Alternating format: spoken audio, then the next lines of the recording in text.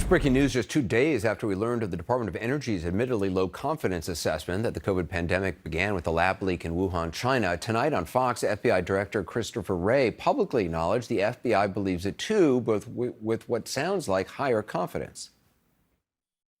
The FBI has for quite some time now assessed that the origins of the pandemic are most likely a potential lab incident in Wuhan.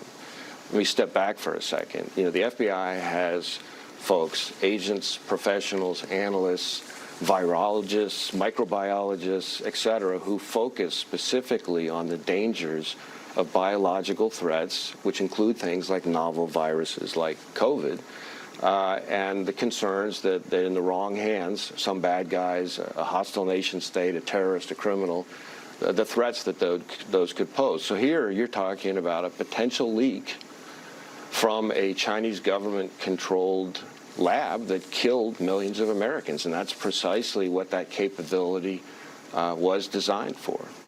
I think there's no doubt that NIH was funding gain-of-function research. Is it likely that American tax dollars funded the gain-of-function research that created this virus? I think it did, not only from NIH, but from the State Department, USAID, and from DOD. I'm out of time. Thank you very much. Our money to a lab in China that wasn't up to code, that was doing gain-of-function research, and that's where this thing came from. That's what they didn't want us to know. You agree with that, Mr. Ratcliffe? I do agree with that.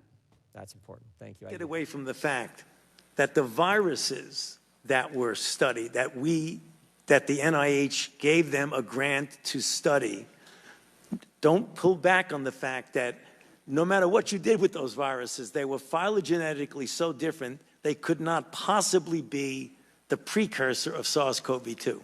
And I agree with that. I guess my only point is that you don't know all the viruses they were working with. That none of us can know everything that's going on in China or in Wuhan or what have you. The EcoHealth's Year 5 progress report, they facilitated an experiment in Wuhan that had 7 mice infected with Wuhan Institute of Virology 1 as the backbone. 5 survived. Then 8 mice were infected with a chimera of WIV1 and the spike from another virus, and 2 survived. In EcoHealth's own words, these results suggest that the pathogenicity of that full-length chimera is higher than others. Right. You were asked today, and it was read back to you a little bit, but on May 16th, just a few weeks ago, Ms. Lesko asked Dr. Tabak, did NIH fund gain-of-function research at the Wuhan Institute of Virology through EcoHealth?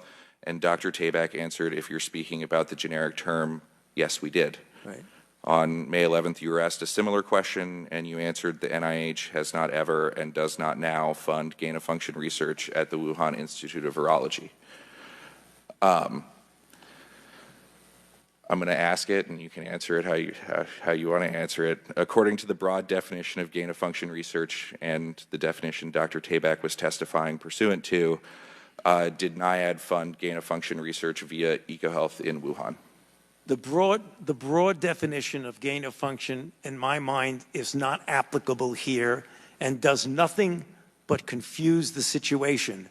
And that is the reason why, after 3 years of deliberation by the bodies, including the NSABB, as well as the national academies, it was decided to make an operative and regulatory definition. If you hearken back to the original broad definition, it does nothing but confuse people. And that's why every time I have mentioned gain of function at the Senate hearing with Senator Paul and the TI, and today, the definition that I use is not my personal definition. It's a codified, regulatory, and operative definition made by a body that has nothing to do with me.